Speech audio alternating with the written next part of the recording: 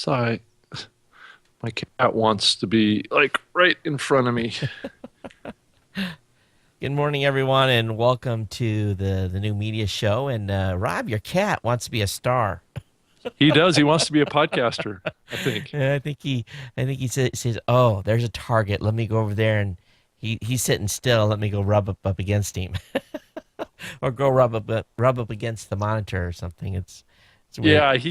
Yeah, he wants to actually get in my lap is what he wants to do. So, and then he gets in my lap and then he changes his mind. So, anyway. Oh, I So got. Todd, how are you doing? It sounds like you had a busy week last week. Of course, Uh, your time is your most valuable possession right now. I gather just y- based on what you were saying. yeah, and it's kind of odd because there's never enough hours in a day, and it's one of the reasons why we're now finally hiring some more people because there's just no way to keep up. It's impossible, Yeah. So I've gotten to the point now where I'm behind, so we're bringing someone in, and maybe that person can take over some of my time.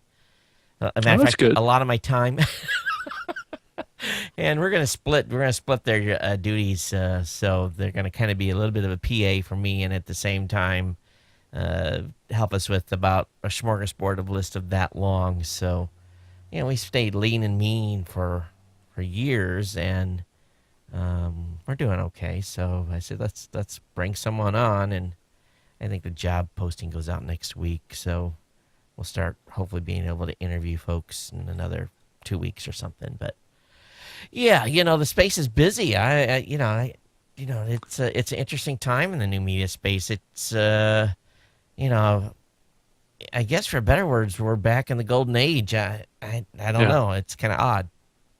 It's good. Yeah, I mean, I think so too. I mean, I'm actually looking to hire somebody too. So, I mean, I think that all of the companies in this space. I mean, I keep seeing on Facebook other companies that are like the mid roll, and those folks are hiring people too to help expand and grow this industry. And I think it's all fantastic news to hear that companies are hiring and expanding, and they're busy, and their CEOs are working around the clock. That's always a good sign that things are happening.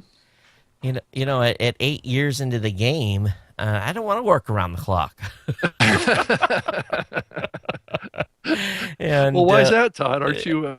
No, I know exactly what you're saying. you It's know, like, I mean, you have to have some work-life balance, I think. yeah, and there has been no work-life balance for 10 years, so it's Yeah, time.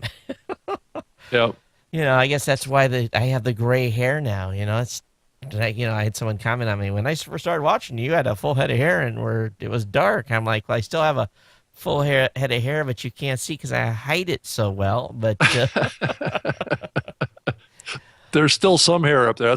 That's what I keep saying because it's not yeah, going to be there forever. no, and unfortunately, I'm going to probably acquire the trait from my mom's father.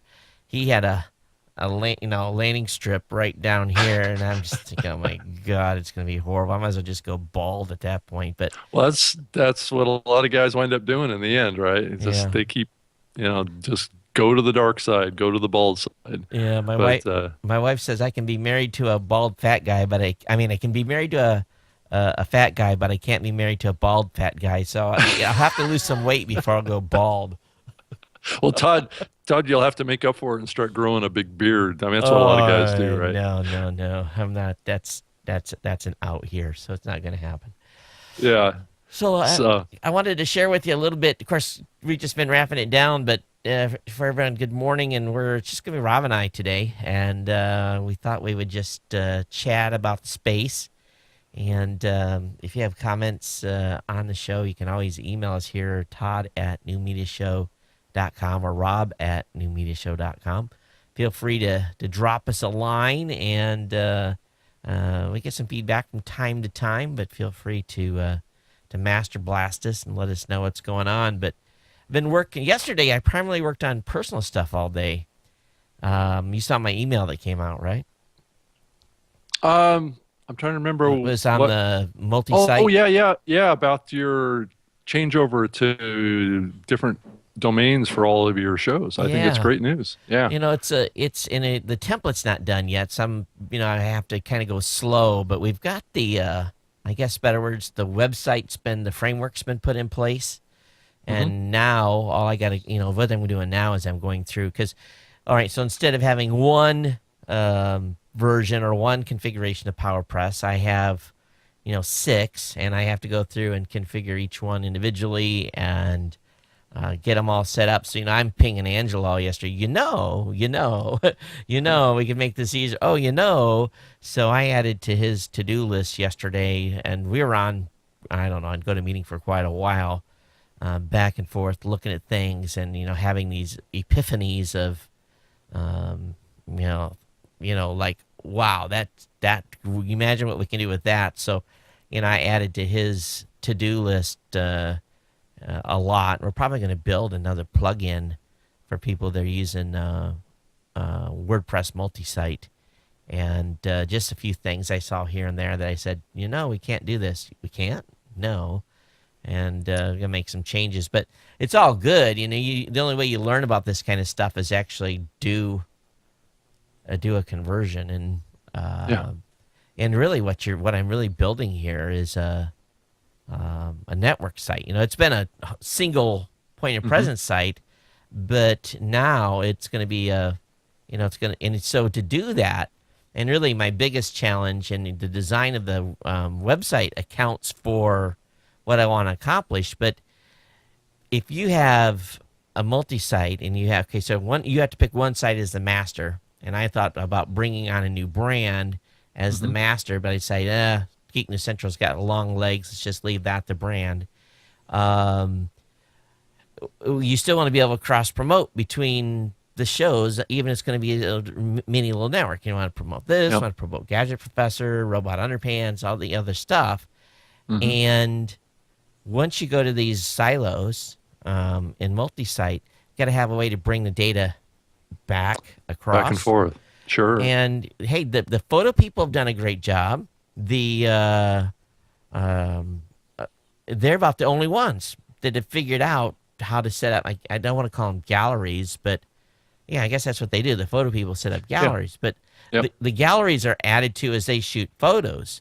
With this, it's I just want this thing when we upload this show, and it's going to be on the newmediashow.com website, which still points at geeknewscentral.com. But when you upload the new media show, I want something to trigger on Geek News Central so that video is seen in the player. Now I think I've got an idea. I was going to show you this, but this is and there's nothing out there that does this. Nothing. No one's got a plug in. No one's designed nothing. And I was going to bring this screen up.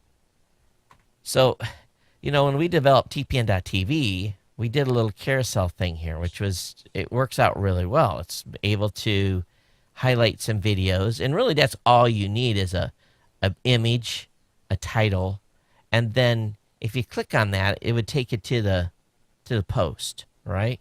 With the full video there. And the challenge that we have is this is being driven off of the actual blog posts themselves. It's not being driven by RSS. Yeah. So, in order, and I don't want my videos promoted on New Media. I don't want Geek News Central videos promoted on Geek News Central. I want all the other guys' stuff promoted on whatever I choose to put in this player area for, on Geek News Central. And let me come back. So, really, what the problem then is I told Angelo, this is what I think we need to build.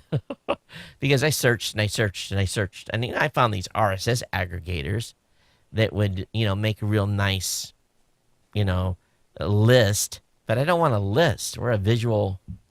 Yeah. We're visual. So in order to put that into play, we got to build something. No one else got it. And I said, well, just let's make it a new plugin, and then we'll just share it with the community, and we'll have something for people to use. But and then I tie in the podcasting part. I said, here's what we've already built that we can tie in, and Hmm. But it's really what you want to really do is, and then this isn't necessarily important for folks that are doing audio, but you almost want to build, I don't want to say a YouTube type site, but you want to have YouTube type discovery when they land on your homepage. Yeah. Yeah. Well, that and I think you need to blend in the whole live streaming part too, because Yeah. I know that we've had two landing pages. We've had our home page that's Yep. really for our archives, and Yep. then we've had a separate page for the live streaming part, and to bring those worlds together where you can just say, newmediashow.com is the Yep. destination to get everything. And so what you're talking about is like maybe on the New Media Show to have links to the other shows across the network, kind of scroll Right. across this scroll at the top of the page, in, right? in, in or somewhere in the page. I don't know if it's going to be vertical or where it's going to be, but the main thing Yeah. though is that the page and the site still stands on its own. It still has the content. They Yep. come in the page, they're going to look for our content. They don't want to see our, they basically want to see and also obviously the live. Now, what I've done in Geek News Central has been hokey for a long, long time, and there's real no good solution for it because I have the live video whoops, on the front page, and it works out well for people that come here. So Hmm. I don't know if that's the solution. When we have a live show, we turn that on, or maybe the latest video just stays in the header, and the chat room goes away. It's we'll have to play with that, but real estate of a website is challenging. Yeah, it Uh, is. Well, I, the way your live player works right now is really fantastic. It's all because of YouTube, right? right, right, I mean, once you've done a live show, that show becomes instantly available for yep, on-demand playback, and then right, also even while it's live, you can rewind it all the way back to the yep, beginning. yep, So, I mean, to have that kind of capability there, it's almost like that player for the new media show needs to be there on the page all the time. yeah. I don't. I don't know. It's something to consider. And it's definitely something where you got to figure out too, because people hit your website and they're there for, maybe if you're lucky, my Geek News Central has high retention time. We have, real high in the twos and threes and minutes of when they initially come, they stay and they don't leave right away. And then a large percentage of them stay a long time because they're watching on the website. But, you still have that percentage. A lot of websites, you got 3 seconds or 4 seconds. They come to the website, they browse it, and if it's not, then usually people don't scroll down. So you got Yeah. to think of the web mechanics too. So you got to think, oh, what am I going to put in this, in this area that is going to keep people's attention long enough that they stay. And so, Yeah, because I mean, most sites have a 40 to 50% bounce rate right. right off of the homepage. Yeah. And oftentimes that's just because the homepage often isn't focused enough to try and pull that user in, or it doesn't satisfy what that user is looking for. I mean, I've been in building websites for a long time, myself, and that was always my counsel to people looking to build a website is to really try and understand what your users are looking for and deliver that above the fold right away. Yeah. And that will, funnel them into the site to get what they want that they're there to do. And I think that the big thing that people are looking to do on our website is to get to the content, number one. But also, and I don't know if you've thought about this too, are we going to have like the ability to like maybe post articles in there, Oh, or yeah. what's your thought on that, and where's that content coming from? Well, it's probably coming from us, but there's definitely Okay. going to be, the full blog will be available because it's, Yeah. it'll be right in the site design. But then again, you've got to, you weigh a bunch of stuff. I was looking at a design called Blocked, and we've already got kind of a design laid out. It's going to be one of those, the new, basically it's got all, Geek Essentials long in a tooth. It'll expand and shrink depending on the browser size. And if they come into mobile, it'll get real narrow. And basically, It's it'll be the responsive very design. responsive Yep. design. Yeah. Yep. So, I was looking at this. Matter of fact, I think I have it here. Yeah, let me. Yeah. this design called Blocked, and it was really, I mean, they have done some crazy stuff with themes these days, and Hmm. you just look at the variants here that they have. Um, a lot of this stuff is really focused around, again, focused around photos, not video. And they have all kinds of different ways to, you know, highlight stuff on a homepage and and arrange it. And I don't know if this, I was looking at this site quite a little bit and seeing what they were doing, but these are actually, as I'm switching here, different design types you can set as part of the default. You can do portfolios, you can do a blog, a standard blog layout. You can have it just goes on and on and on. Yeah. And the only thing I don't like about this particular site is the it's not really readable. It's the text is just too small. Yeah. Um, but Yeah. I'm so sure that's all adjustable, I'm sure it is. But if I don't, I like I told the guys are designing the new Geek New Central. Everything's got to be good. I don't want to have to be tweaking. But Yeah. that what they're doing with these site designs these days is really pretty incredible, and um, I'm just way overdue for an update. But the multi-site in itself has its own, I guess, for a better word, challenges because it takes WordPress to a whole new level. The and I installed some stuff I've never installed before, and I'm not 100% sold on it yet. One of the themes I put in was something called BuddyPress, and boy, BuddyPress is just like widely popular. And as I'm looking through it, it's to me um, kind of hodgepodgey. At least that's the way, and maybe it's because my design doesn't fully support it. But there's a huge number of um, plugins out there that help try to build communities and so forth. And I don't know if that's the one yet, but definitely from a management standpoint, a lot of stuff to think about going to multi-site because you want, at least I will want the theme to have, I guess for a better word, a common layout across all the sites, and you'll be able to change out branding and change colors a little bit, but the layout's going to look about the same. Hmm. But what's really going to change is I want to be able to have, I want Don to be able to go into his design and make element changes. Uh-huh. And I don't want to run, though, 6 themes installed on the system. I want to put the theme in once and then make certain elements available for the guys to be able to edit.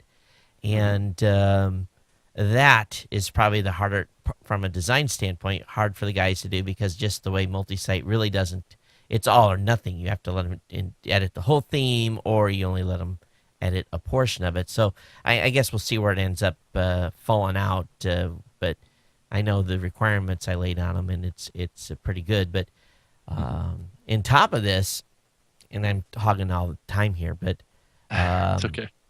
I had the company that I've been using for DNS services.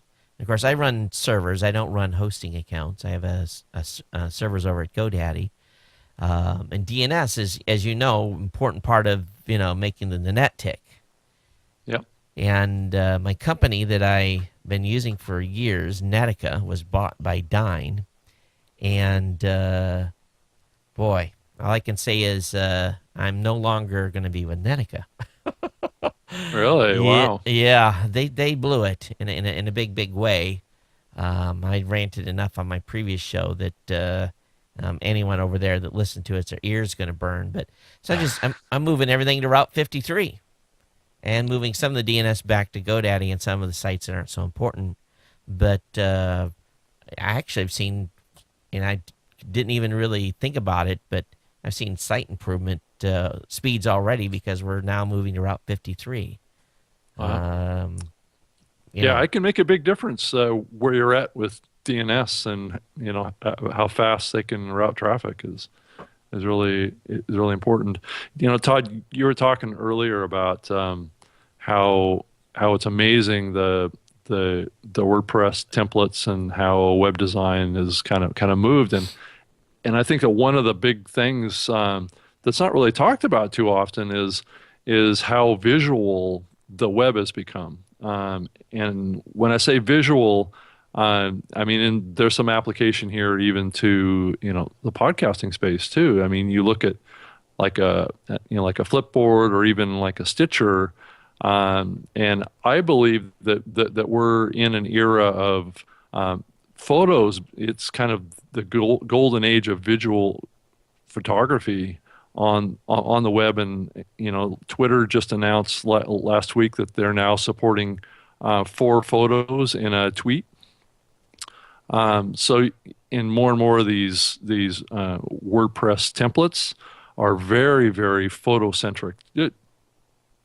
Just like what you were saying, how they're very visual, and so I think that people have talked about video being kind of the golden age of video and how video is dominant. I think what's happening right now is it's really the golden age of visual photography, and online presentation of it in all forms. I mean, there's complete, one photo takeovers of websites now. I mean, it's like, like I was saying with Stitcher, if you load the Stitcher app for iOS, the first thing you see is a bunch of large visual imaging Yep. that you click on to get to audio programming. So that's the big. I think that's the big trend that we're seeing right now around online media is visual imagery, not so much video anymore. And I think now the combination of the visual photography and audio, I think, is kind of where the next big phase is going. And so it's really interesting your perspective on it. That a lot of the templates are so visual, and I think it's an important trend, and I think it's only going to get more so. I think people taking photos is a huge part of what people do with their phones, and I think that's mainly where these photos are coming from. Sure, people are spending thousands of dollars on expensive digital DSLR. cameras. Yeah.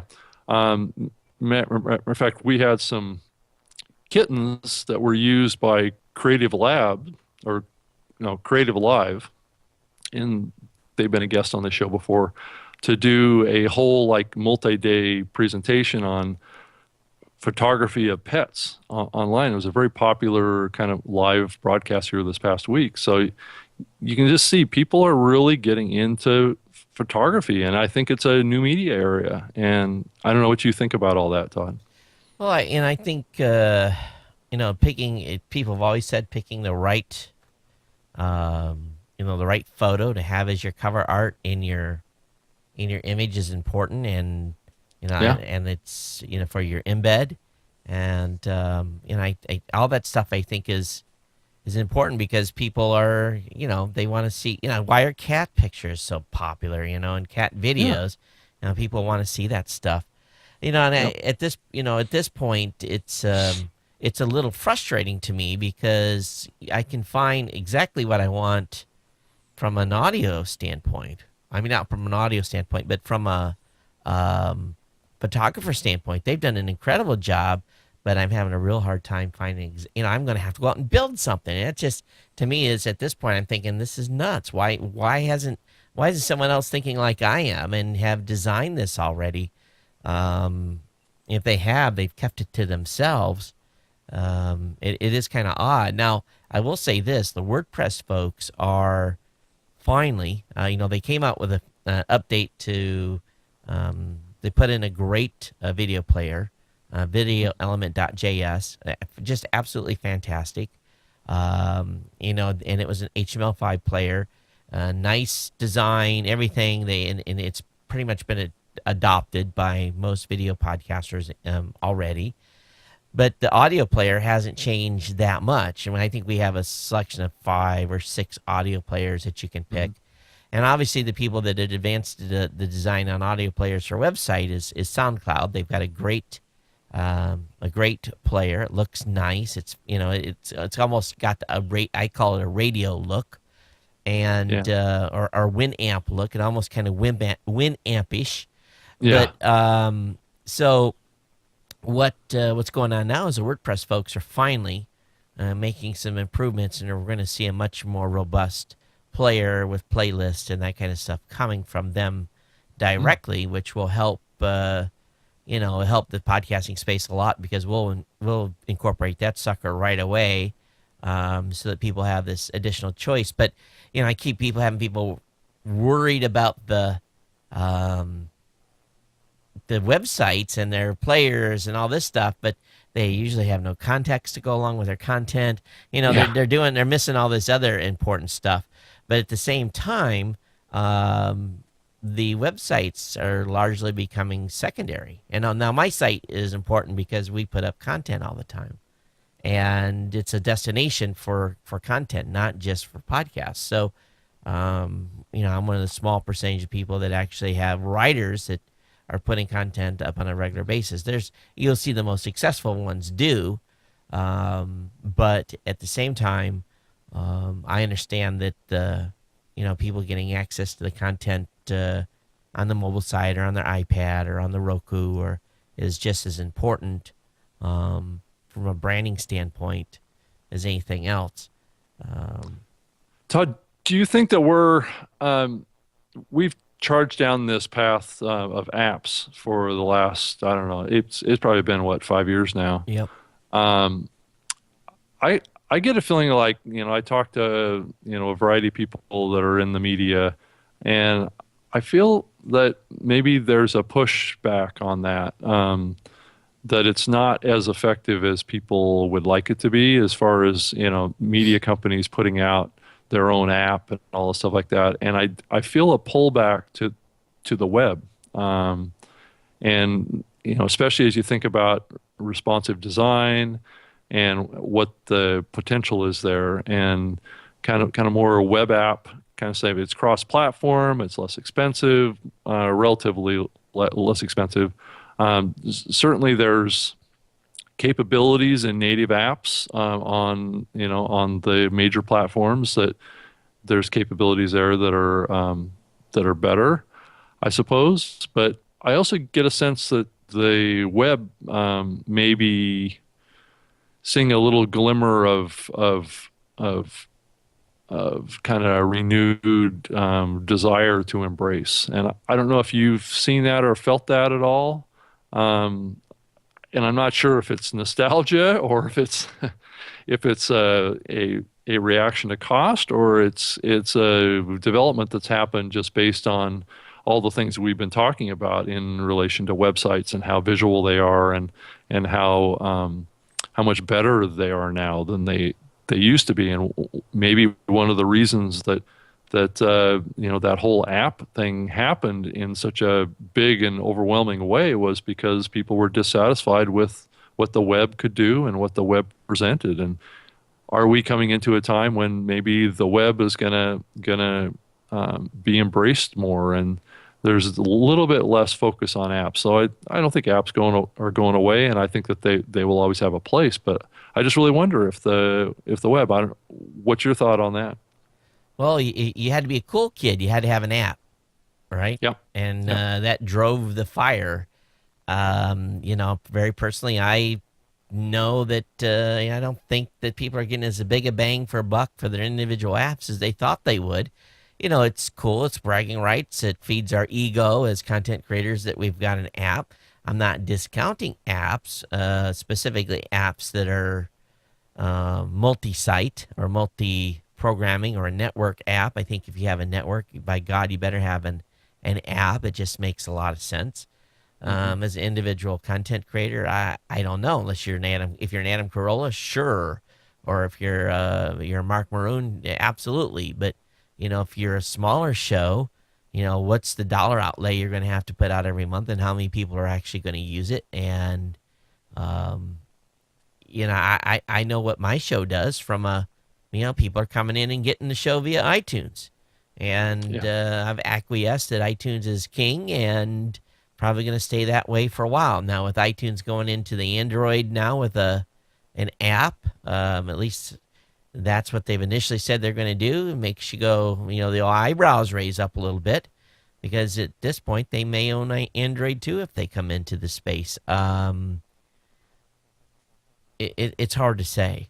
Is that a good thing though? I I mean, it that's another question. Is that a good thing that iTunes owns podcasting on the two biggest platforms?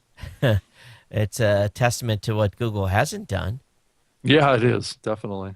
So maybe to make the Google folks wake up a little bit. I don't know. Maybe they rest. I don't understand why Google hasn't come out with a podcast specific app. But they made it pretty doggone easy when you click.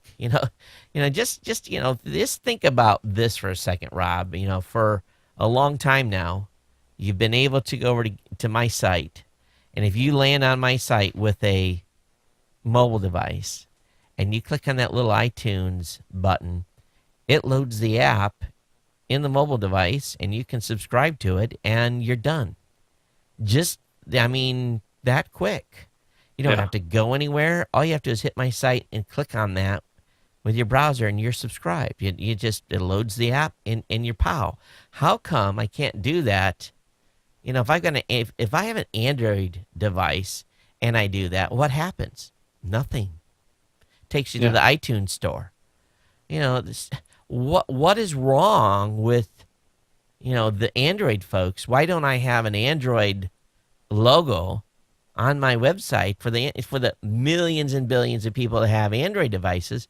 Why can't I come? So now what's going to happen? Okay, so they haven't said they're bringing a podcast app yet, but they're bringing an iTunes app. So logic follows that if they bring a podcast app, I have an Android device and I come to my website and I click on the iTunes logo and it loads in my Android app. Android just gave away this. yeah, What are they thinking? yeah. Well, Todd, Android has podcasting. It's Oh, called oh, YouTube. oh, Didn't you don't you know that? okay. I know. And actually, there's a push on the part of YouTube right now. I would say it's a very gentle push to try and get podcasts onto YouTube right now, audio podcasts. That's funny. Yeah, Okay, great. I know. It's like, there's a great fit there, isn't there? Well, Yeah. okay, so is YouTube, I have never to this date received a check from YouTube. Are they going to pay me for having my content over there, or what are they going to? And oh my God, you talk about suppressed CPM rates. Wow. I don't even want to think what that's going to happen to the advertising dollars. It'll spell the end for some. Yeah. They won't get the rate that they need to to be able to continue to do the shows and survive. And there's a lot of pressure in the digital space right now. More money, but if the money comes in the way they say it's going to, it'd be great. But I don't know. I don't want to go to YouTube and listen to someone. I go to YouTube to watch someone. Keith just commented in the chat room why we hate YouTube. Well, we don't hate YouTube, but Yeah, I know. I think that's a misunderstanding of what we're saying here. It's the contrast between YouTube and podcasting. That it is like a oil and water situation, and it has been that way for a long time. It isn't that we hate YouTube. I think Todd and I would agree. YouTube has been a benefit to a lot of content creators, and it's been a benefit to a lot of media companies, and a lot of users obviously love it because they're over there. But when you speak in the context of podcasting, YouTube is a difficult thing for podcasters to deal with. I don't know what you think, Todd, but well, it's that we've had many shows on this, that they're successful YouTubers and they're successful podcasters, but very few that do both. yeah, A few have bridged, and this studio did not get paid for by YouTube. This studio got paid for by podcast sponsors. yeah, And how many content creators have actually ever received a check from YouTube? On the contrast, I can absolutely guarantee that a lot of very small shows have received checks. Now they don't get big checks, but they've gotten checks from companies like mine, companies like Rob's, LiveSyn. We've all been in this space helping podcasters monetize. Not to say that that's the reason that there's an issue between YouTube and podcasters, but for me, no one wants to watch an hour and 30 minutes of us on, on a playback. They'll listen, but they won't watch. They'll watch the live when we're up live, but very rarely will someone watch for an hour and a half. Yeah. You know. Yeah. I mean, I think YouTube will continue to grow and will become a big player. And I think it's very possible that it's exactly like what you said. If iTunes with podcasting comes to Android, I think you'll see Google take some action there. I mean, that would be a natural reaction from a competitive perspective. But the truth of the matter is that if iTunes launches over there, any reaction that Google has is going to be behind the eight ball. Yep. And That's don't get just me the way it wrong, is. there's great podcasting apps on Android. And some of the Yeah. most popular ones and that are doing great numbers are really well, but there's no single one click subscribe.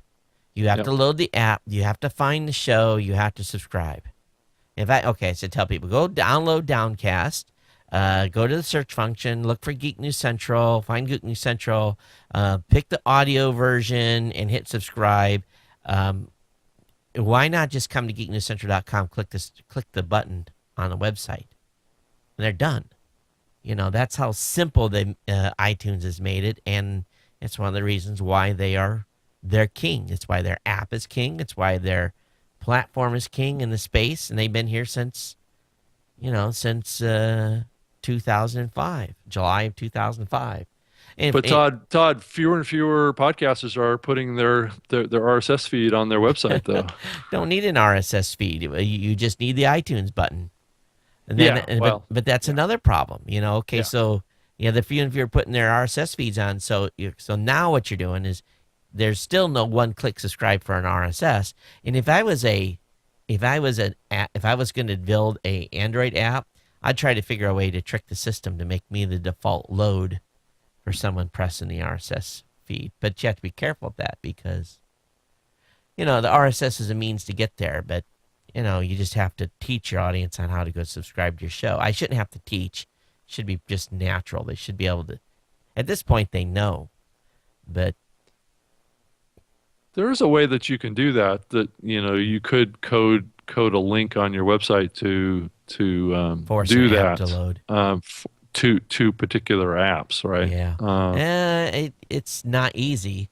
No. I think you have to have your own function call. You have to have your own, and you have to extend the. Yep. Yep. It's not if one without the other and things go haywire. Yeah, that's right. If you don't have the app loaded Right. or something like that, the challenge, and we faced this challenge at Microsoft too around Zune, was there's two ways of doing it. You can have a protocol there that will find the app on your local system and trigger that connection.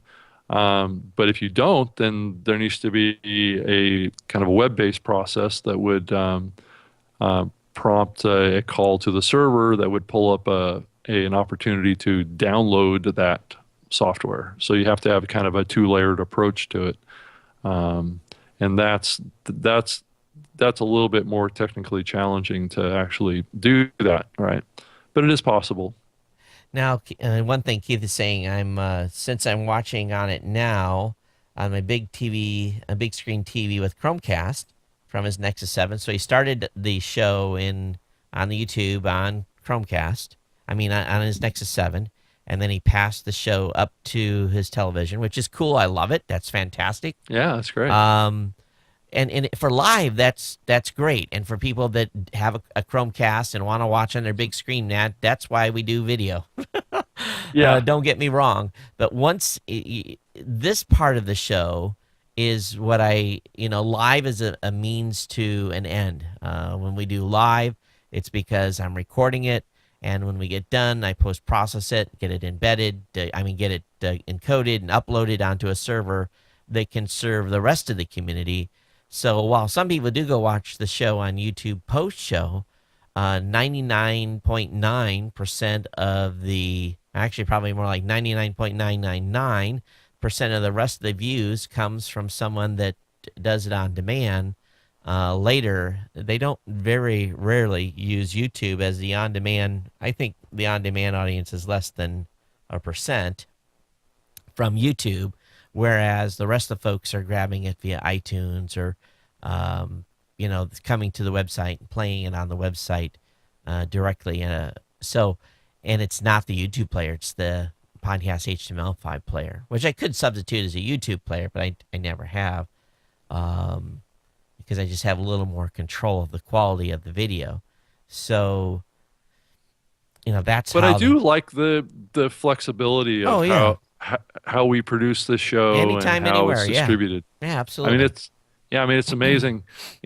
It's a really good example of taking advantage of all the technologies out there, of being able to syndicate and distribute a show. I did a radio show for many, many years. It was all pre-produced, but I spent a couple of years actually live in the studio doing it too. So I have this background of doing it live and doing it on demand, and each have their advantages and their disadvantages. I mean, I love to do all of the post production on a complex radio show, and I say that really honestly and genuinely. I know you're not a big fan of post production, but there are some distinct advantages to post production from a radio experience perspective. You just look at like a This American Life or Radio Lab or whatever, and those shows are classic examples of the value add of post production, and they're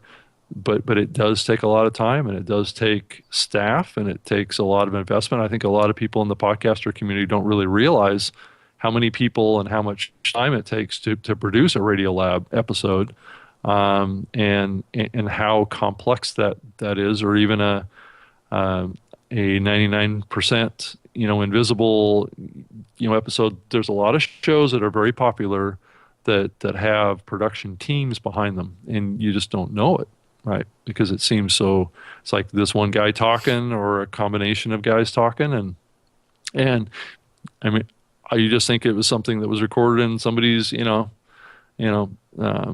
bedroom or something, and that's just not the case. For me, the post production is fun if I had the time. Yeah. And I just don't have the time. So that's one of the reasons why I did live, is because you really can't stop. You have to continue to move forward. And I personally believe that it made me a much better content creator doing live, because you had to think a little bit ahead of time, make sure that you had your game plan on. We kind of free flow here. Yeah. But Rob and I have known each other long enough that we can do that. But on my regular show, I've got a couple of hours of show prep, and then when I go live, it's got to be on. And sometimes I'm not 100% on, where if I was doing just recording here in the studio and putting it up later, I would probably go out and say, man, maybe I should go cut that segment out. It didn't turn out so well. Yeah. And it would probably help my numbers, because you sometimes the back of your brain, when you're talking about a particular topic, you're thinking, man, this is going sideways. How do I bail out? And you really can't. You got to finish up, and people can tell. And sometimes I even mention, well, that one sucked. Yeah. So, or it's, you got a lot going on. Something in the background's distracting you. And it can affect the show. So I think the editing, I understand why people edit. I probably would love to edit, but I just don't have Yeah. the time, and that's largely the reason I don't. Well, and I think it's also, and you've said this many times too. It's also, I mean, if you do a lot of that stuff, and I can point to it from my own experiences, that people that do that tend to burn out, Right. and because I mean, my wife and I did it for 6 or 7 years, every week, massive amount of post production, because we were syndicated across XM satellite radio network and public radio stations. And I mean, I really went all out when it came to a syndication strategy back then. But it forced me to have to create different versions of my radio show too. I mean, I had to create one's a version of it that was cut up into 6 segments for XM, and then I did a different version for public radio stations because they didn't want any commercials. So I had to cut out, and it was a shorter, I did like an hour show, but the public radio stations only wanted a half hour version of my show. So we had to create another version of it for the 2 or 3 public radio stations that we were on with that show back then. So there's a lot you can do with post production to kind of make your show, fit with some sort of distribution strategy. Though I would say that those options are a little less now than they used to be.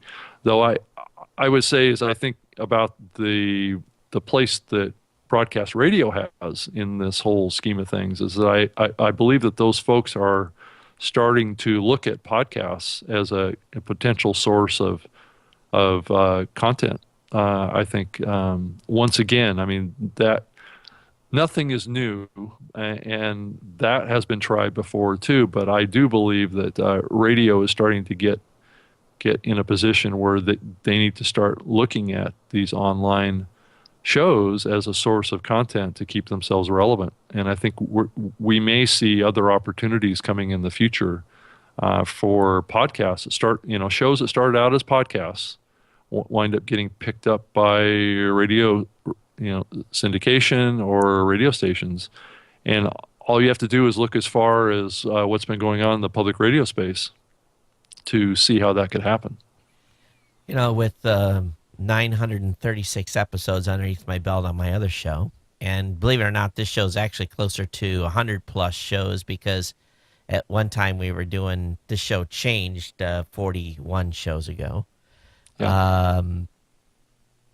If I'd had to have done massive editing on each one of those shows, there would be no way my wife would have divorced my butt. It wouldn't. This show would not exist.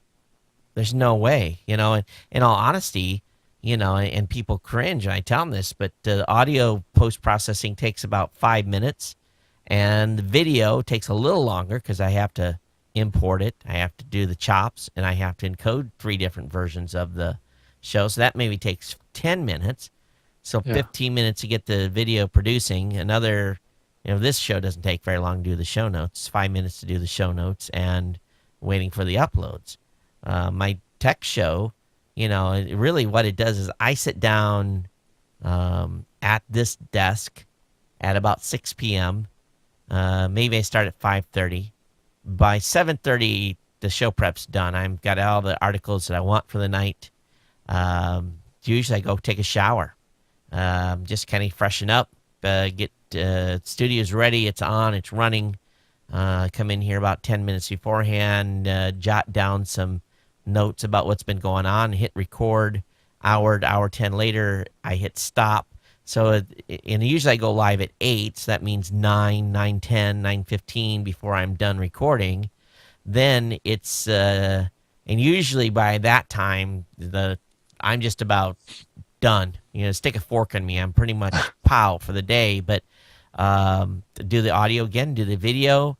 By 10:15, the video is done encoding, and I started uploading, and I usually leave the studio by 10:30. So 5 hours. Is the time investment to do an hour and 10-minute show. And that has been consistent for 10 years. Mm-hmm. So let's say it was 5 hours and no editing. Rob, how long would it take to edit a 1 hour program accurately? 2 hours, 3 hours? Yeah, I think I calculated it once for a very complex version of our show back then. This was like back in 2005 and 4. We would probably spend close to probably 16 hours on one episode. Wow. Not just in post production. That would be in like booking guests, Right. and doing ad spots, and doing segments, doing outros and intros, and I mean, because we did the whole shebang from one Right. end to the other, with the custom, outros and intros Yeah. and breaks and things like that, and then had to cut it up into all these different versions for all of the different syndication platforms that we were on back then. So yeah, it was. And then script writing. So we had scripts that we would pull together each week for every show. So we would stay on target with that production schedule. And I'm sure that that's what Radiolab does, and that's what a lot of these big shows do. Is they everything is scripted and choreographed and pre-produced, and then the team attacks it and puts it together like a jigsaw puzzle, right? And you have to work with fading up and fading down the audio so it flows together. And if you're blending together any music into it, which is also what we did back then, um, that takes massaging and working in waves and exporting that to a final product that then you upload all these different versions to all the different platforms that satellite syndication required 4 breaks, but XM required 6 breaks. So, things like that, right? So you have like 5 different versions of your show that you had to put out. So, and I don't believe that many podcasters are doing that today. I think most don't need to. But back in those days, Thank God. I was looking for every potential way that I could find an audience for my show and trying to build an audience. And I built it up to, approximately about a million listeners per episode back then. So it was a lot. There was a lot of people listening back then.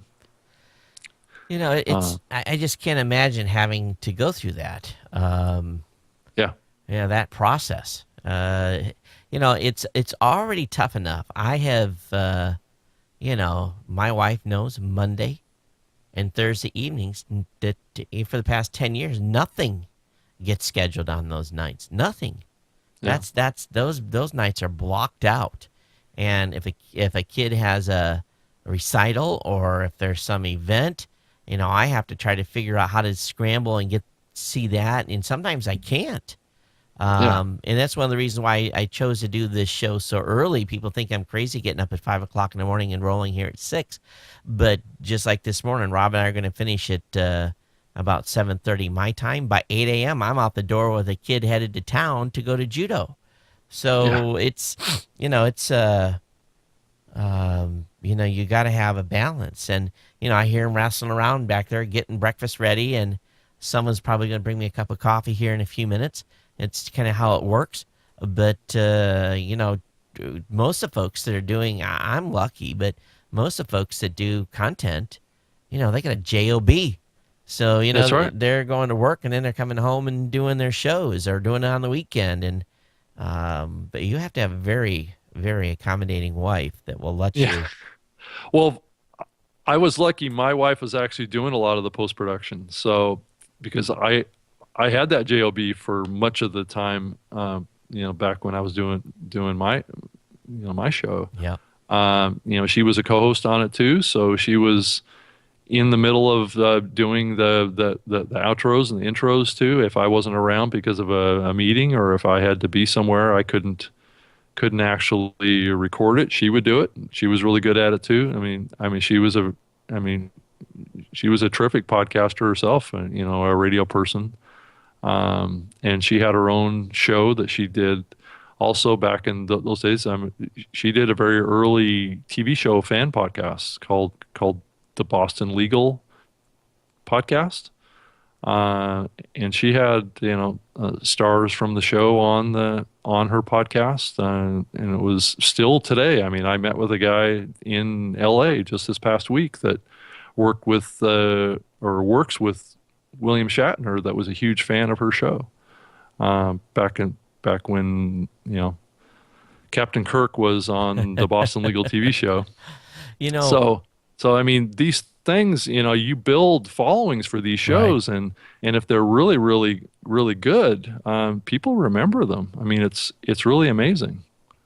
It is pretty amazing how I think what's really amazing is how, that people have figured out that, that who I am sometimes, because, for many, many years I was doing just audio. I'd go places and say something. People would come up and grab me just because they recognized my voice. Yeah. Now I put my ugly mug on video, and it happens, as often or more than before. But it's true that people follow and they know, and almost it's a door opener too. It's kind of an interesting dynamic. I digressing here. I'm getting off track. Um, having a moment. If we're going to edit, I'd cut that out. Cut Uh, out. Oh, yeah. so let's switch topics a little bit, Rob. So what's happening with you guys? You guys just staying busy down there in LA? You getting a handle on things now, or? Yeah, I think so. I mean, it's really an interesting space down there. I mean, and we're talking about Podcast One. So if you haven't heard of it or you haven't gone to our site or whatever, it's an interesting play in the podcast space around a real focus on monetization and and ads, and then also creating original content and trying to really, really tap into big celebrity talent down in Los Angeles and Hollywood to produce programs. And we're constantly adding new shows from the podcaster community to the platform, as well as out there talking to people. We're constantly having meetings with big celebrity talent and to recruit them to come in and do a podcast with us and speak to all their celebrity friends and bring them in and create those, new types of content. Like we're huge podcasters around the pro wrestling area, the WWE, which has huge fan bases that really hadn't, as a genre, that really hadn't been tapped into until Podcast One, and we've been able to build some pretty significant shows in the iTunes store. If you go look for Podcast One in there, there's some pretty big shows that are in the top 100 and the top 10 of the sports category. And so we are kind of trying to work and build new genres of content and getting in the big celebrity talent that you wouldn't think of as podcasters is what we're really all about down there. And it I think it can only help the podcasting space to have that diversity of content that can attract maybe different listeners that maybe wouldn't listen to tech or wouldn't listen to a radio lab or a public radio show or a tech show. So I think um, I'm I'm working hard to try and make that whole thing work, and I'm optimistic. I think that there's big opportunity there for us to move this space to be more of a mass medium that attracts and reaches a much broader audience base. Hey, Rob, one thing it just crossed my mind. I know you guys where you guys are heading, what you guys are doing. We had a call with a client earlier in the week, and I was talking to him to ask him to come out to Podcast Movement, and they said that they would. And part of my pitch to the Podcast Movement folks is I'm going to do my session's going to be a panel that I'm going to have the media buyers on, and Oh, it's not going to be me talking. I'm just going to act as a Q&A type of thing and try to get their perspective of what's going on in the podcasting space. So just purely, having the advertiser up there saying, this is what we see, this is what we're doing, this is what you can do, this is how you can help us in the process. And I don't think, to my knowledge, no one's done a session like that before where they actually have a buyer or buyers discussing what they're looking for in the advertising space. So I'm kind of excited to be able to do that. I know we're a ways away from that, but I'm pretty excited to bring those folks in and do that particular session. I think it'll be a good one. Yeah, I mean, you're right. I mean, it's that community has not really been heard from too much. I mean, it would be interesting to to bring in a podcast ad buyer onto this show. Yeah, well, Uh, I probably can arrange that.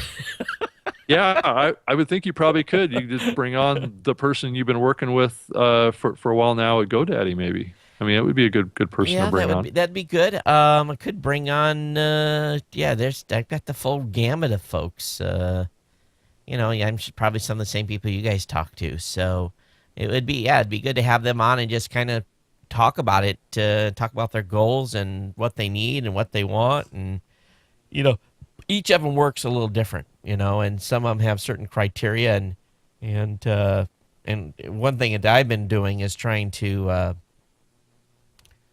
I have a certain way of doing campaigns. You guys do a certain way of doing campaigns, Hmm. and one's not better than the other, but there's certain elements of them are still the same. But sometimes it's partially or largely education process, um, to get people, because radio's had these established processes for years, Yep. and so the question that came up the other day is, what's the percentage of talent fee? And I'm like, we don't have a talent fee. What's your percentage of creative fee? We don't have a creative fee. And they're like, huh? What do you mean you don't have it? I said, we don't have a talent because the person is a talent and he is the Yeah. creative. He owns the property. It's not owned by someone else. And they're like, oh, so 100% of the advertising is part of the 100%. I said, yeah. So it is kind of in it. So the language talk is a little different. Um, so yeah, it's kind of funny, but it'll be nice to have a couple of people. I'm trying to get two to join me for the whatever session I get. So I got to reach out to those guys and let them know that hopefully I can get a spot on Saturday, so I don't have to have them there on a Sunday. But it Yeah. should be fun.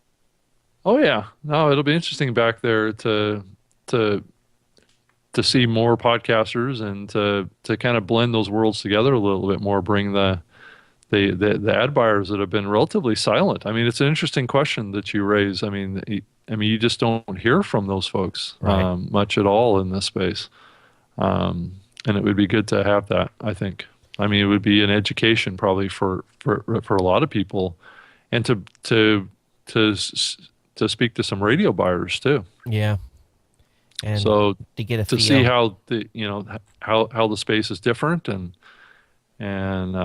what they think about. I know we've had some radio consultants on talking about the differences in the space, but I know Mark Ramsey was on the show. I mean, he's a big proponent of podcasters going over to radio and being and contributing to the broadcast dials success in the long run. And I know a lot of podcasters are probably a little bit against that. I, Uh, I don't know why they would. If you're first and yeah. foremost a content creator, and I think that would be something awesome to be able to do. And I've got a friend here who does. He started as a podcaster now, and his co-host, they have a NPR show. It's called Bite Marks Cafe, that they do on NPR. I think Thursday afternoons. Um, but the NPR model, you got to have the season of raising money, and so everything that goes along with that. And most radio stations today, if they're not a talk radio station, their programming is just laid out, and the last place you want to be is on a 9 o'clock on some AM channel, talking tech. I don't think that's the time to be on that. And if you're going to be on a weekend, especially if you're doing tech, you're competing against Kim Commando and Leo and whoever else has been syndicated for many, many, many, many years. Yeah, that's right. And I don't believe that technology as a topic area is really the appropriate genre these days for broadcast radio. Well, it's better than listening to some guy that's talking about eye health or weight loss or Well, the truth of the matter is a lot of those kind of programs are basically of commercials. course. Of A course. lot of those stations have been selling airtime for a long time. I got caught up in that world too. I had to pay for airtime on a couple of radio stations that I was on. Had opportunities to take my show to a big station in Seattle. They wanted to charge me like $1,400 per episode, and they would take 50% of the Wow. ad placements on top of that. That's crazy. But you supposedly you could sell an ad for $200 or $300 a spot. So I mean, you had the opportunity But you had to sell to the spots. well, yeah. They would also sell those spots for you as well. They would obviously take a commission on those Right. and apply that against your bill. But nonetheless, you had to guarantee the revenue on that for the radio station. And I never went for those kind of deals where I had my show on a big radio station that I had to pay a big nut like that. I always went with the smaller stations that I Right.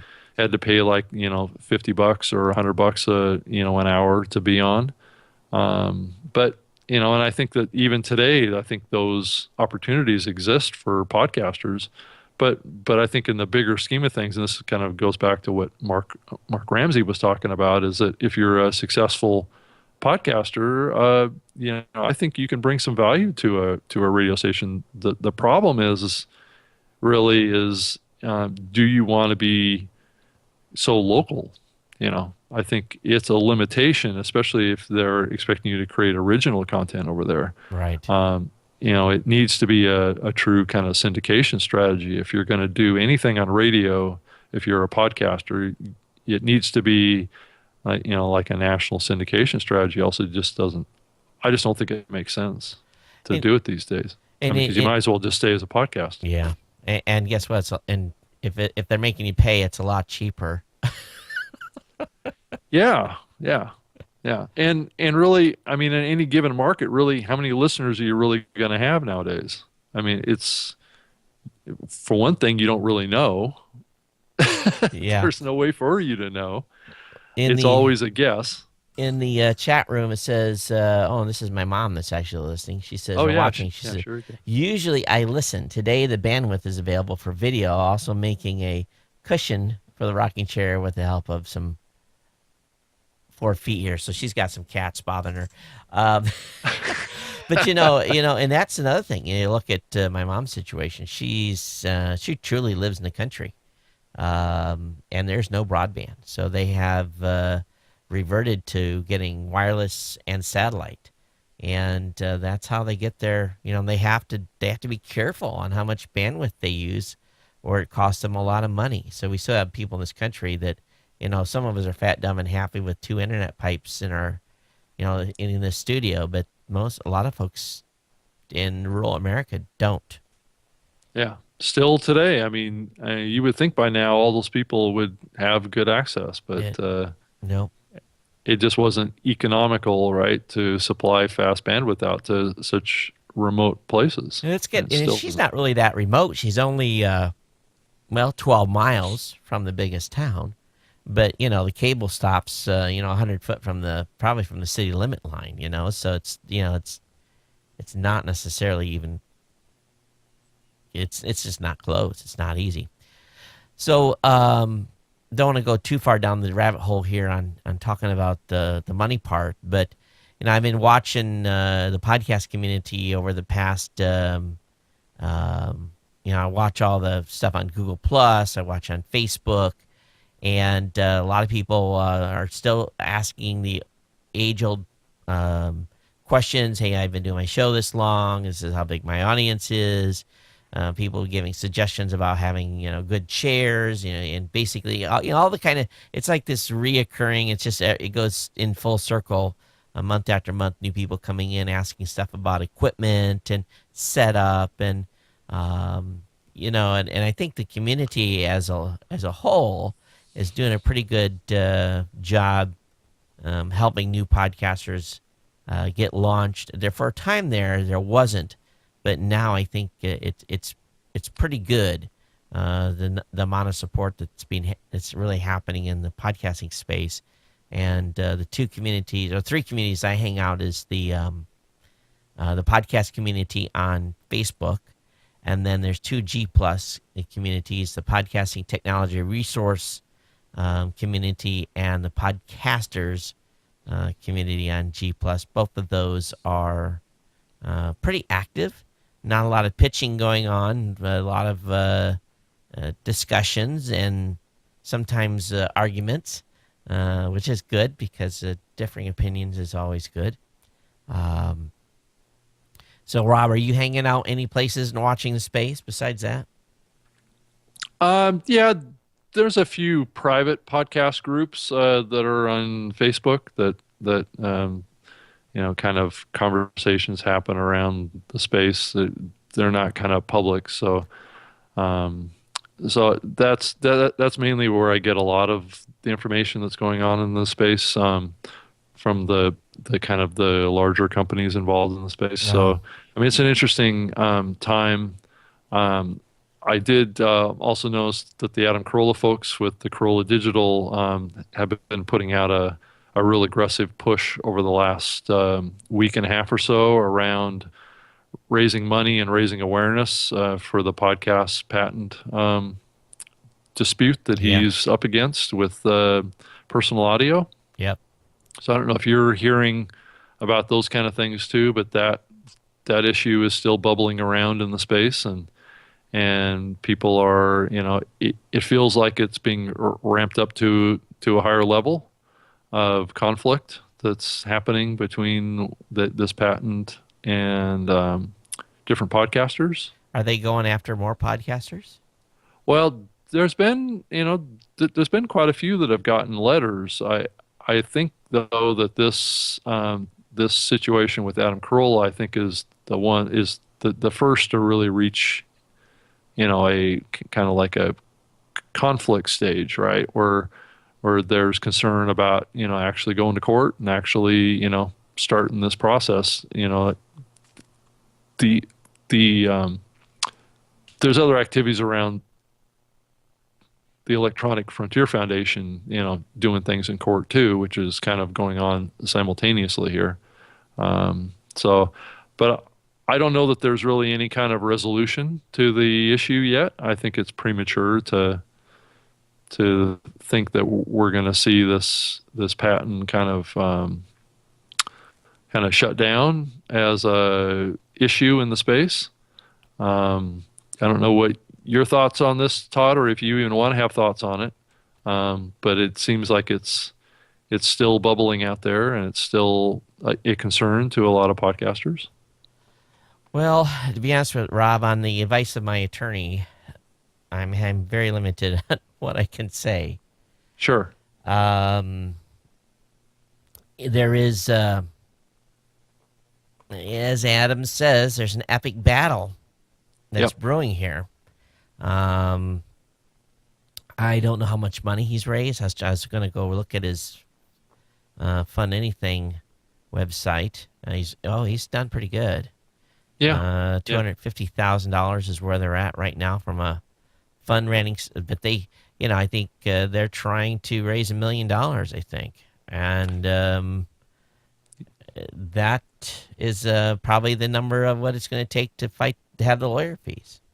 Yeah. And he's been going on, TV shows and other podcasts, and really doing a pretty significant, kind of publicity campaign around this whole topic too, to help raise money and then also just raise some awareness of the issue, right?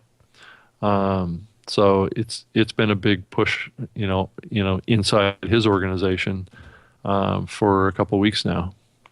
And I know that they've got this going on, and I guess a lot of people are keeping their fingers crossed that the EFF prevails. If they do, that stops it in its tracks. Yeah. But there's no guarantee there. And if this thing goes to court if it actually goes to court in Texas, the how should we say it? The chances of them winning are pretty good because the northeastern Texas court systems are notorious for these battles to take place, and the juries over there love the cash settlements that come into the communities. Yeah. Yeah. And it's a Money talks, it's right? it's a Yeah. business, so I don't know. We'll see where this leads. Um, it'll if they are successful, it's going to change everything. And I don't think the community. I don't think the community can afford it. There's just not that much money in the space. There's money, Yeah. but not that much. Yeah. And depending how much the demand is, I don't know how much they've asked Adam. Has Adam said how much they asked? I haven't heard any actual numbers. I mean, I'm sure I've heard it's multi-millions. So How he's all right. You know, Never mind. I'll be quiet. That's a lot of money. It's a yeah. lot, and you Well, know, he's a very successful podcaster. So but that's he's got a business too. he does. It's not like he's depositing $1 million in his bank account every month. That's not happening. Come on, let's be realistic. It's not those type. He's not making those types of dollars. Yeah. Yeah. So, it's I don't know. It's Yeah. an interesting it's an interesting time, and the legislation's going through Congress right now that if it gets passed, it helps start stymieing some of this stuff that's going Oh, on. it's probably around patent trolls Yeah, stuff. Yeah. Yes.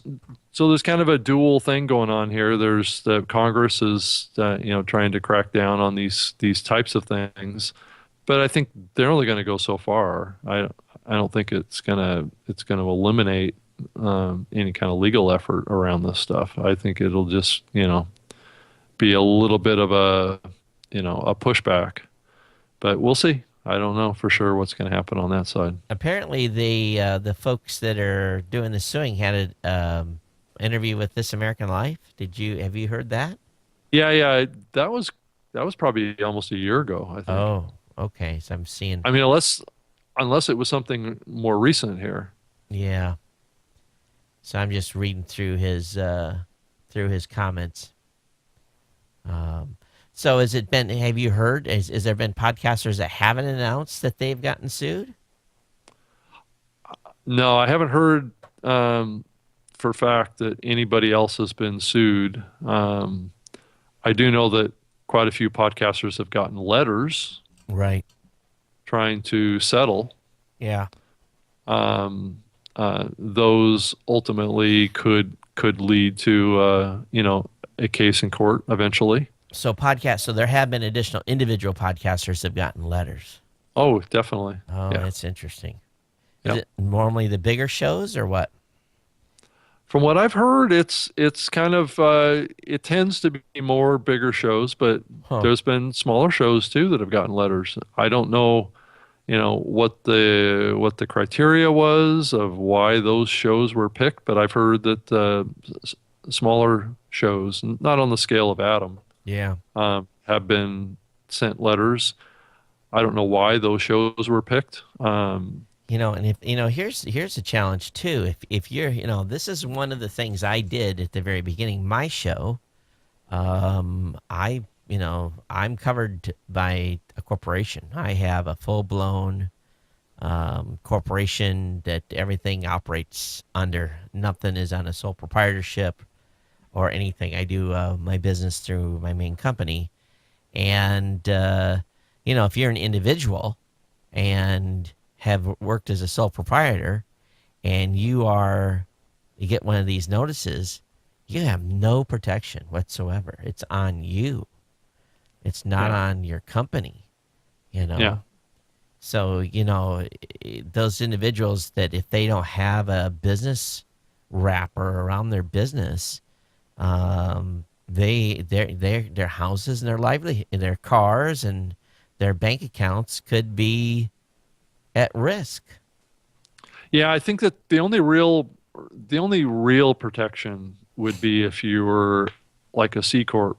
Um, I Yep. mean, even if you're a limited liability corporation, Right. there's not a lot of Right. or a partnership or anything like that. I don't believe that there's a lot of protection there. Yeah. So that's what we did. We're an S corp, but it's got the same protections as a C corp. Yeah, yeah, Yeah. yeah. So I mean, it depends on how far down that path you go, how much real protection you have. I mean, these days they can still file suit against you, uh, even if you're a C corp. They can still Oh try. yeah, They may not absolutely. be successful because of that Well, corporate entity kind of being in between, but they can still try. and the thing is, if you can't afford a lawyer, they win by default. It's like if you can't defend yourself, hire a lawyer. It's look at the money he's Adam's having to raise, and it's to pay the legal bills. It's an Yeah, it incredible is. I amount of mean, money. yeah. I mean, you're not guilty of anything until there's a judgment on All you. right. But anybody can bring anything Yeah. against you on civil court, Yep. and it's up to you to defend yourself. Yep. And that's always the risk here. And Yeah. and but that's the case, with anything in a small business. I mean, if somebody trips Yeah. on a curb outside of your house, Yep. it's really as simple as that. It can happen there too. So, Well, we'll see where they go and how this turns out. But yeah,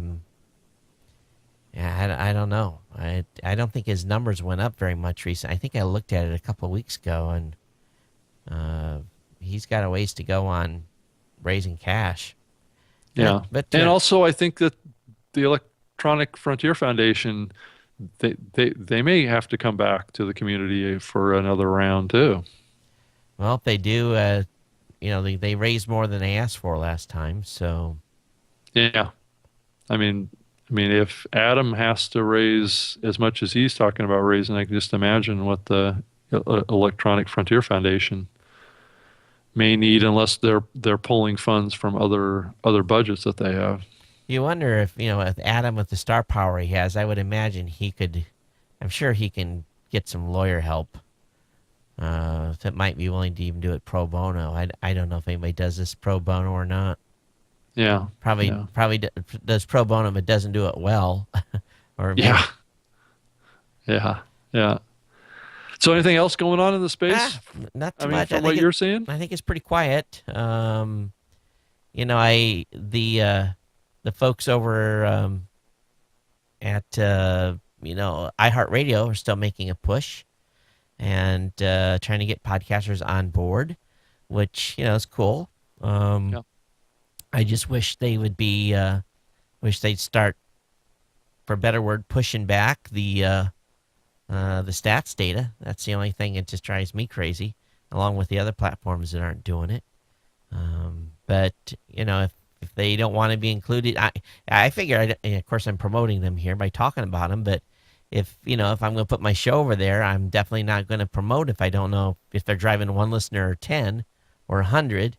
If Yeah. I knew they were driving 1,000 and I could prove it, I might be willing to say something about them from time to time. But I'm not over there on the platform yet. I did look at SoundCloud as personally as a second point of and to be honest with you, wow, what a hot mess that is on that site. I don't understand why anyone would want to have their podcast over there as a primary point of presence.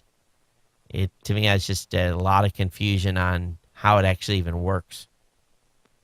Well, and I don't get a sense that there's a lot of commitment to podcasting on the part of SoundCloud.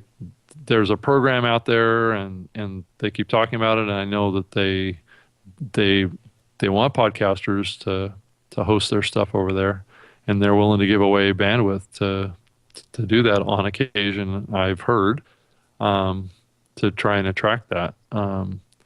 But I do kind of wonder about their commitment to the space. I know it's difficult to transition out of there, if you want to go somewhere else once you're on their platform. Yeah. Just a small thing like in your feed from them, your podcast feed from them, each of the episodes that you download off of that downloads as a different file name than what's in the feed. Wow.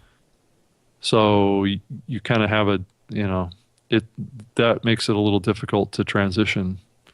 One thing that I've Uh, seen too is that even some mainstream, some companies have been hosting for a long time.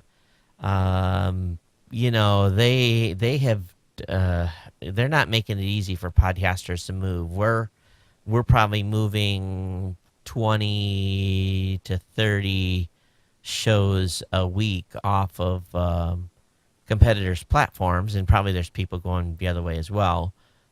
sure. But some of the verticals, we do redirects. Libsyn does a redirect if they have a customer leave. So we're both playing nice, but some of the other podcast hosts are not. You can't even.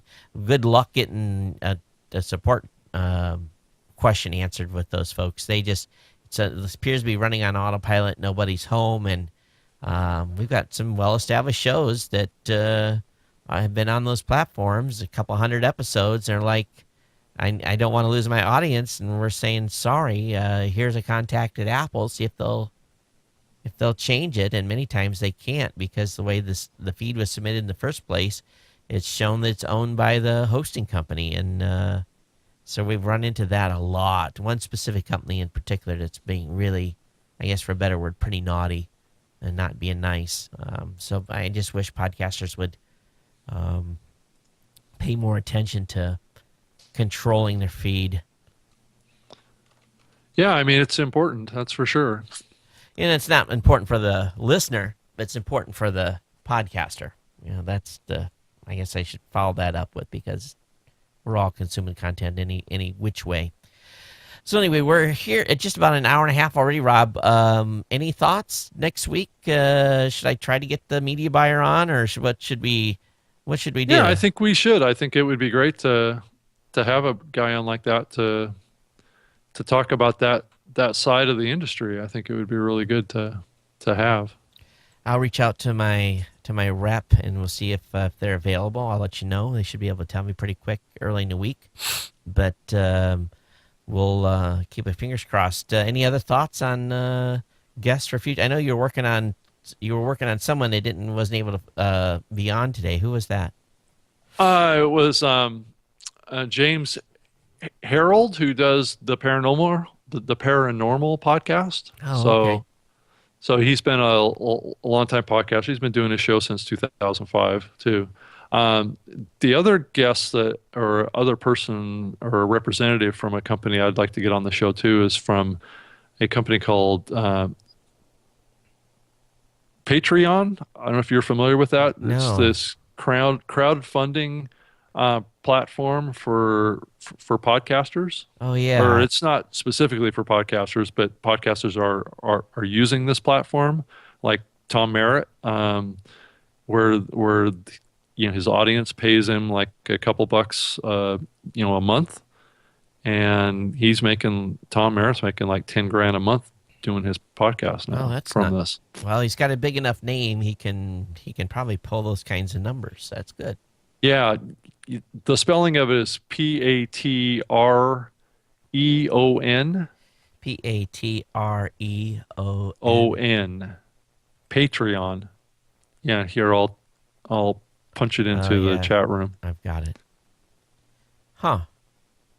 So you should go check those guys out um, and talk to them. I mean, it'd be great to have their founder on the show, and I'll definitely reach out and talk to him because it could be an option for podcasters to sport. The website says support the creators you love. Yeah, Geek Beats on there as well. Yeah. Oh, they actually even show how much they're earning. 279 patrons, $7,554 per month. Oh, that's cool. Wow. that's kind of interesting. This might be worth looking into. Oh, that's cool. Huh. It's another kind of paid premium model. Yeah.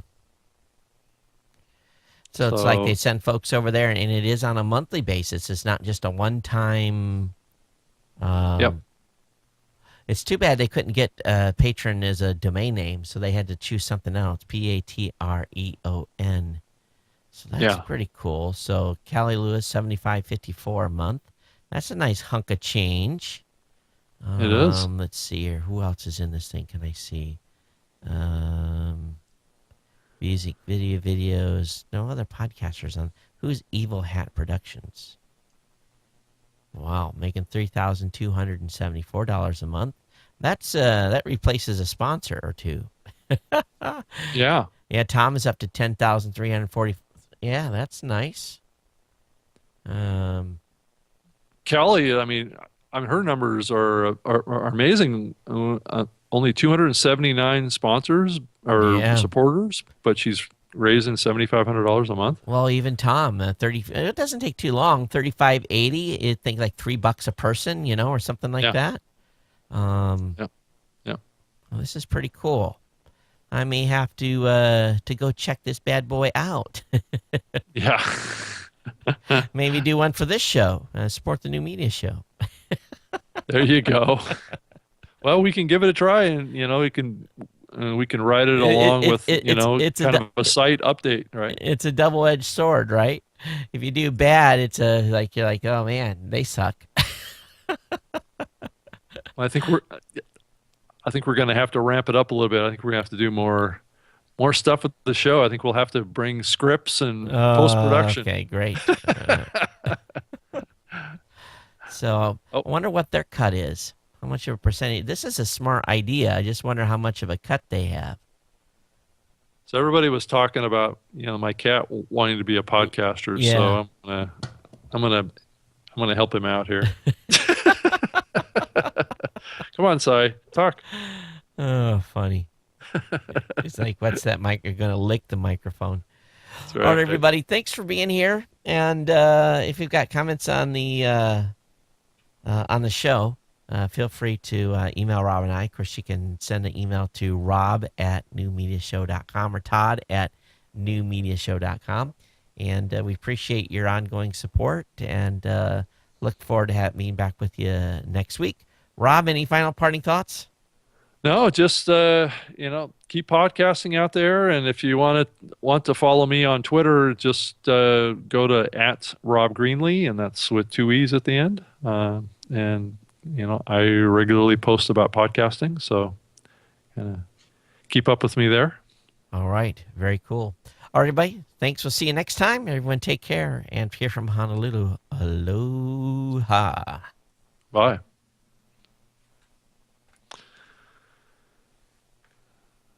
All right. YouTube's coming down. Bye, YouTube.